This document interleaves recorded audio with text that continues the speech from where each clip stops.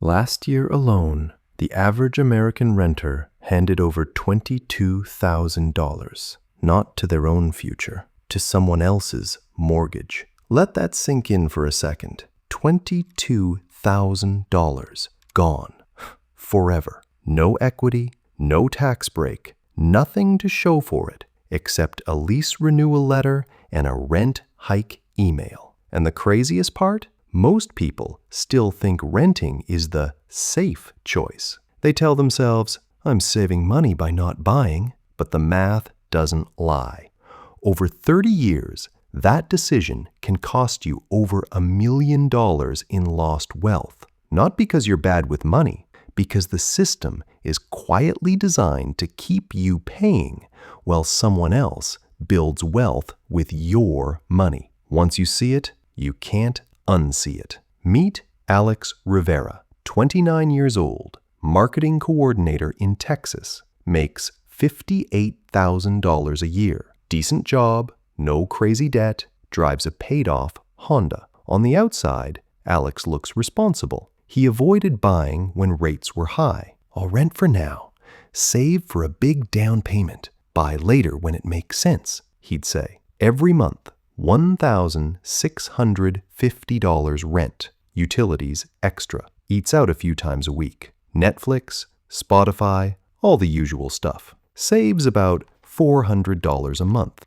Feels like progress. But last month, something broke him. His college buddy, same age, same salary, just refinanced his house, pulled out $45,000 in equity to start a side business. That house, up $110,000 in value in 5 years. Alex looked at his own bank app. $18,400 saved after 3 years of being responsible. Meanwhile, his rent jumped $180 in 18 months. No equity, nothing to show. That night, he did the math on a napkin. If he kept renting at this rate, by age 45, he'd have paid over $380,000 in rent. Gone. And it hit him. I'm not saving for a house. I'm just paying to exist.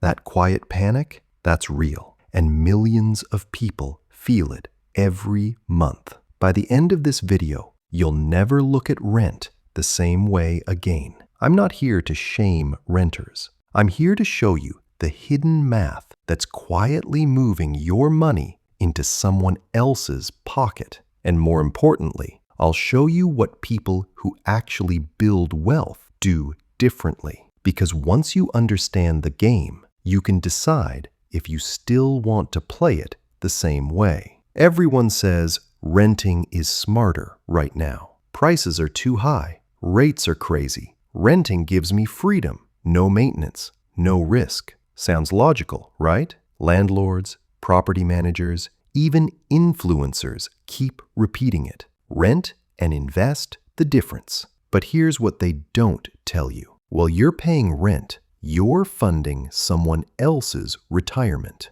their equity, their property value, their passive income. Every month you pay, their wealth compounds. You start over at lease renewal. The myth feels safe. The reality is quietly devastating. Think of renting like pouring water into a bucket with a hole. You keep filling it, but it never stays. Buying is like pouring into a bucket that not only holds the water, but grows more of it over time. Here's the brutal math for 2026. Average rent in major U.S. cities, $1,843 per month. Let's use $1,700 to keep it real. That's $20,400 a year. Over 30 years with no rent increase, that's $612,000